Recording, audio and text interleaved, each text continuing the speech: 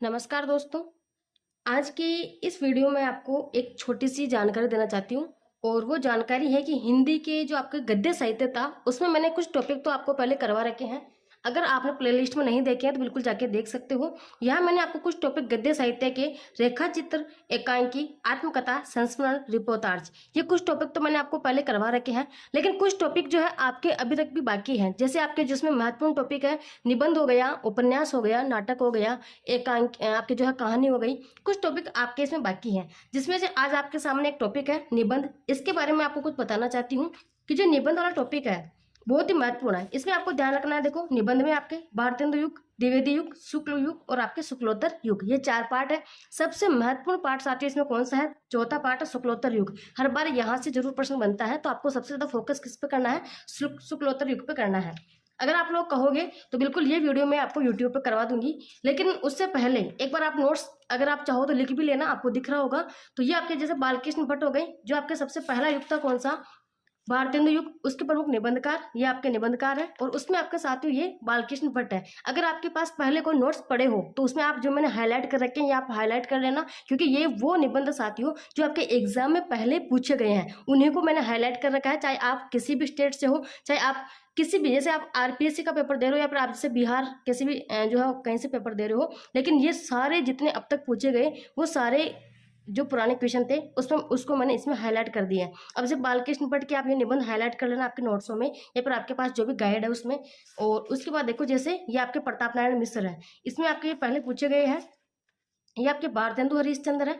भारतेंदु हरीशचंद्र में भी आप बिल्कुल इनको जो हाईलाइट कर लेना, आपके पास जो भी नोट्स पड़े हैं। अगर आपको लगता है कि नहीं मैम आप हमें यूट्यूब पे करवा दीजिए, बिल्कुल मैं आपको यूट्यूब पे करवा दूंगी। एक दिन की क्लास आपको जो है बिल्कुल ये यूट्यूब पे मैं फ्री करवा दूंगी, है ना। ये देखो, और फिर इसकी पीडीएफ भी मैं आपको टेलीग्राम पर अपलोड करवा दूंगी। ये दूसरा पार्ट है आपका कौन सा?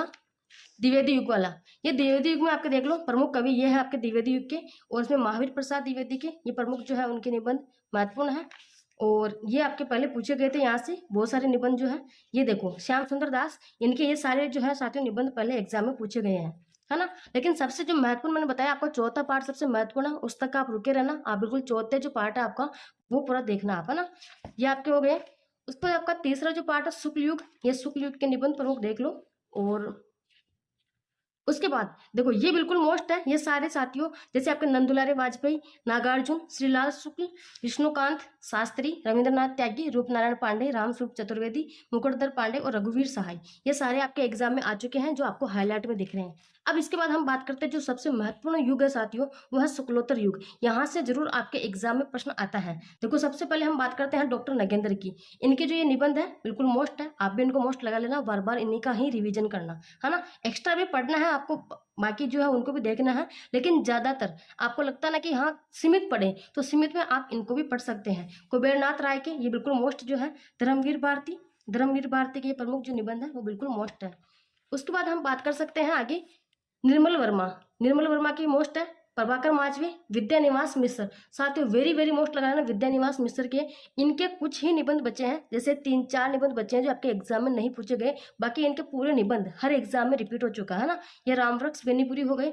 उसके बाद हरिशंकर परसाई, वेरी मोस्ट लगा लेना हरिशंकर परसाई को भी, क्योंकि यहाँ से भी आपके एग्जाम में जरूर प्रश्न बनता है। सबसे मैंने कहा था कि चौथा पार्ट जो शुक्लोत्तर युग है वो आपके सबसे महत्वपूर्ण पार्ट है। उसके बाद आपके यशपाल के जो निबंध है वो देख लेना। जैनेन्द्र के कुछ निबंध है।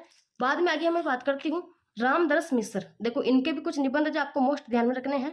विवेकी राय के निबंध ध्यान रखना है, रामधारी सिंह दिनकर के ध्यान रखने हैं। उसके बाद देखो आपके नामवर सिंह, शरद जोशी, रामविलास शर्मा, थोड़े इनके निबंध महत्वपूर्ण है, आपको ध्यान रखना रामविलास शर्मा के निबंध भी महत्वपूर्ण है ना। उसके बाद आपके अगेय, बिल्कुल मोस्ट लगा लेना अगेय को। वासुदेव शरण अग्रवाल, शिव प्रसाद सिंह, दोनों ही इनके जो अब तक के निबंध है वो आ चुके हैं, तो ये भी मोस्ट है। अब इसके बाद हम बात करते हैं हजारी प्रसाद द्विवेदी जी। इनके निबंध, सारे इनके निबंध संग्रह महत्वपूर्ण है, और इस निबंध में से कौन कौन से निबंध हैं वो सारे आपको ध्यान रखने हैं ना। जैसे आपके अशोक के फूल में 21 निबंध है, अब आपको 21 तो पढ़ने ही है। इसके अलावा आपको जो लगता है कि हाँ ये आपके एग्जाम में पहले आ चुके हैं, उनको तो आप रट ही लेना, है ना। ये सारे एक एक निबंध संग्रह में संकलित निबंध मैंने यहाँ पे लिख दिया है। ये हो गया आपका साथ है निबंध वाला टॉपिक।